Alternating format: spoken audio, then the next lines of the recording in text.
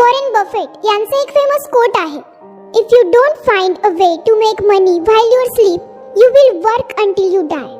म्हणजे जर तुम्ही एखादा असा मार्ग नाही शोधला की ज्याच्यामुळे तुम्ही झोपलेले असताना सुद्धा तुमचे पैसे वाढत जातील, तर तुम्हाला मरेपर्यंत काम करावं लागेल. म्हणूनच जर तुम्हाला शेवटपर्यंत काम करायचं नसेल आणि श्रीमंत सुद्धा बनायचं असेल तर तुम्हाला काही गोष्टी समजून घ्याव्या लागतील. म्हणजेच तुम्हाला तुमच्यासाठी एक पॅसिव्ह इन्कम सोर्स जनरेट करावा लागेल. खूप लोकांचं हे स्वप्न असतं माहितीये, कारण त्यांनी बऱ्याचशा जणांकडून ऐकलेलं असतं की पॅसिव्ह इन्कम मध्ये आपण झोपलेले असताना सुद्धा पैसे कमावू शकतो. म्हणजे आपल्याला फक्त एकदाच काम करायची गरज असते, त्यानंतर आपला पैसा वाढत जातो. पण बरेचसे लोक पॅसिव्ह इन्कम ऍक्टिव्ह नाही करू शकत, कारण त्यांना माहितीच नसतं की ते कसं करायचं, त्याच्यासाठी काय काय मार्ग आहेत. कारण हे आपल्याला स्कूल कॉलेजेस मध्ये शिकवलं नाही जात आणि ना आपले पेरेंट्स आपल्याला हे शिकवतात. पण तुम्ही ते शिकण्याची सुरुवात तेव्हाच करून दिली जेव्हा तुम्ही या व्हिडिओवर क्लिक केलं. आज मी तुम्हाला 6 असे पॅसिव्ह इन्कम सोर्स सांगणार आहे, ज्यांच्या मदतीने तुम्ही त्याच्यात जास्त इन्व्हॉल्व न होता सुद्धा बरेच पैसे कमावू शकता. म्हणून मित्रांनो, या व्हिडिओच्या प्रत्येक पॉइंटला मन लावून व्यवस्थित समजून घ्या. हे 6 पॉइंट लक्षात घ्या आणि मग तुम्ही ठरवा की तुम्हाला या 6 पॉइंट पैकी कोणता पॉइंट निवडायचा आहे. चला तर सुरू करूया.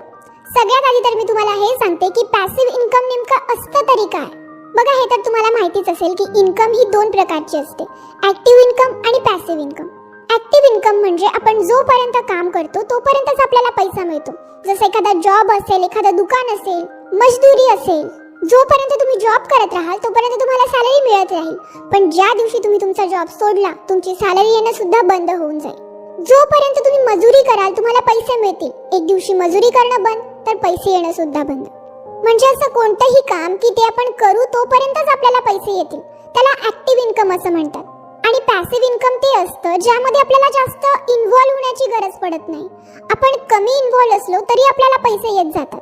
आता सपोज एखादा सिंगर आहे, त्याने एखादं गाणं बनवलं, तर जोपर्यंत लोक ते गाणं ऐकतील तोपर्यंत त्याला पैसे येत जातील.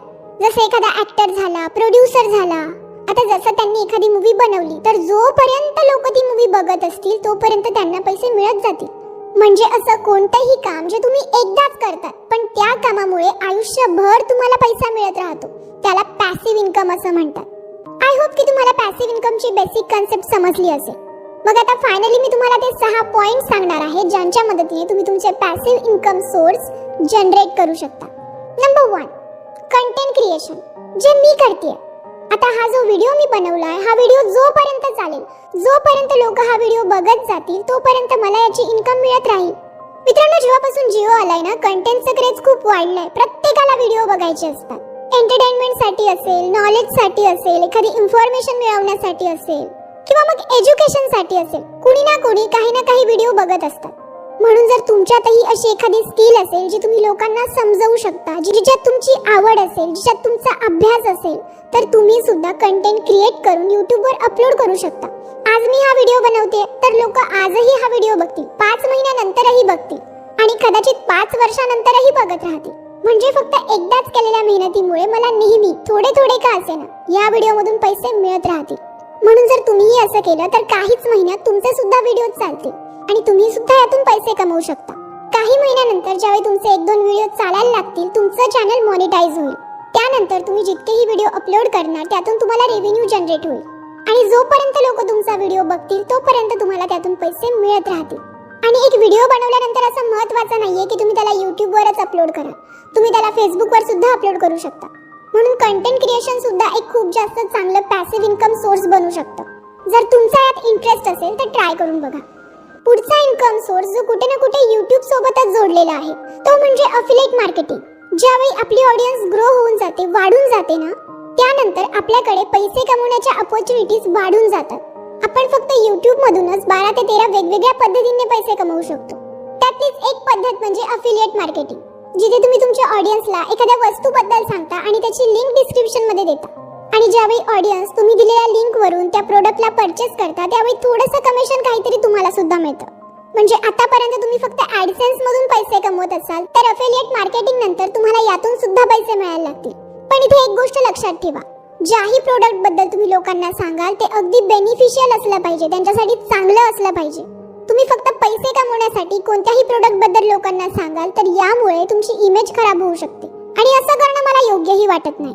म्हणून लोकांना कधीही एखादी जेन्युइन गोष्ट सजेस्ट करा. Number 3, rental income.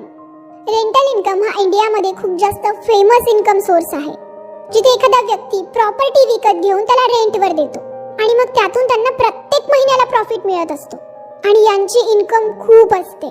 आणि महत्त्वाचं नाहीये की रेंटल इन्कम ही एखाद्या रिअल इस्टेट मधूनच येईल. तिच्यासाठी अजून वेगवेगळ्या पद्धती असू शकतात. आपण एखादी अशी गोष्ट शोधायची जी आपल्याकडे असेल आणि लोकांना तिची गरज असेल, मग तुम्ही त्या गोष्टीला रेंटवर देऊ शकता. जसं आजच्या टायमाला लोक त्यांच्या गाड्यांना ओला सारख्या कंपनींना रेंटने देतात. आणि आपल्या लहानपणी आपण एखाद्या शॉपमध्ये व्हिडिओ गेम खेळायला जायचो. तिथे आपल्याला अर्धा तास गेम खेळल्यानंतर काहीतरी पैसे द्यावे लागायचे. किंवा आपण सायबर कॅफेमध्ये जायचो, जिथे काहीतरी कम्प्युटरवर काम करून आपल्याला काहीतरी पैसे द्यावे लागायचे. तर हे सुद्धा रेंटल इन्कम मध्येच येतं. म्हणून असा काहीतरी विचार करा की मला काय नवीन करता येईल ज्यामुळे माझा पॅसिव्ह इन्कम सोर्स जनरेट होईल. Number 4, stock market. Share market एक अशी विहीर आहे जी सगळ्यांची तहान भागवू शकते. आणि हे खरं आहे, शेअर मार्केट एक असा सोर्स आहे जो आपल्याला मिलिनियर बनवू शकतो. आणि याला आपल्याला जास्ती टाइम द्यायची सुद्धा गरज नाहीये.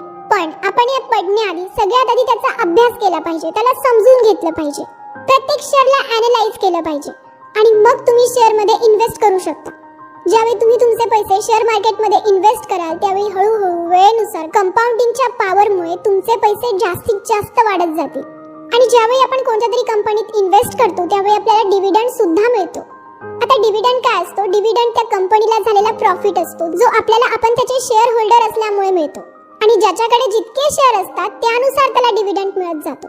फॉर एक्झाम्पल मानून घ्या तुमच्याकडे टाटा मोटर्सचे 1000 शेअर्स आहेत. मग आता जर कंपनी आपल्याला पर शेअर 20 रुपयाचा डिव्हिडंड देत असेल तर तुमच्याकडे 20,000 रुपये डिव्हिडंड तुम्हाला मिळेल. इथे तुम्हाला काहीही काम करायचं नसतं, फक्त पैसे इन्व्हेस्ट करायचे असतात आणि थोडे पेशन्स ठेवायचे असतात. जसजसं कंपनी ग्रो करेल तुमच्या शेअरची व्हॅल्यू वाढेल. Number 5, write and ebook. जेव्हाही कुणी ई-बुक बद्दल ऐकतं त्यांच्या मनात हेच येतं की यार हे तर माझ्याने नाही होणार. आपल्याला असाच विचार येतो ना की पुस्तक लिहिणं म्हणजे 500 ते 600 पेजेस लिहिणं. पण असं नसतं. जर तुम्ही एखाद्या फील्डमध्ये खूप चांगले असाल, एखाद्या फील्डबद्दल तुम्हाला भरपूर माहिती आहे तर तुम्ही लिहू शकता आणि ते चांगलं सुद्धा आहे. पण तसं सोडून सुद्धा अजून असे बरेच टॉपिक आहेत ज्यांच्याबद्दल तुम्ही 50, 100, 150 पेजेस सुद्धा लिहू शकता. तुम्हाला ज्याही कोणत्या गोष्टीबद्दल नॉलेज असेल त्याबद्दल तुम्ही ई-बुक लिहू शकता आणि तुम्ही तुमच्या बुक्सना इंटरनेटवर डिफरंट प्लॅटफॉर्म्सवर सेल करू शकता. इथे सुद्धा तुम्हाला फक्त वन टाइम मेहनत करायची आहे. एकदा पुस्तक लिहिलं की जेव्हा लोक त्याला विकत घेतील तुम्हाला पैसे मिळत जातील. Last point, stock footage. इथे सुद्धा तुम्हाला फक्त एकदा मेहनत करायची आहे, त्यानंतर तुम्हाला नेहमी पैसे मिळत जातील. फक्त यामध्ये तुम्हाला थोडी क्रिएटिव्हिटी करावी लागेल. आपल्याला बऱ्याच जणांना फोटोज काढायला खूप आवडतं, फोटोज क्लिक करायला खूप आवडतं. तर आपण आपले स्वतःचे फोटो किंवा आपण काढलेले फुटेजेस त्यांना आपण वेगवेगळ्या प्लॅटफॉर्मवर सेल करू शकतो. यात Adobe स्टॉक, शटरस्टॉक, iStock या सगळ्या अशा वेबसाईट आहेत जिथे तुम्ही तुमच्या फोटो आणि व्हिडिओंना लिस्टेड करू शकता.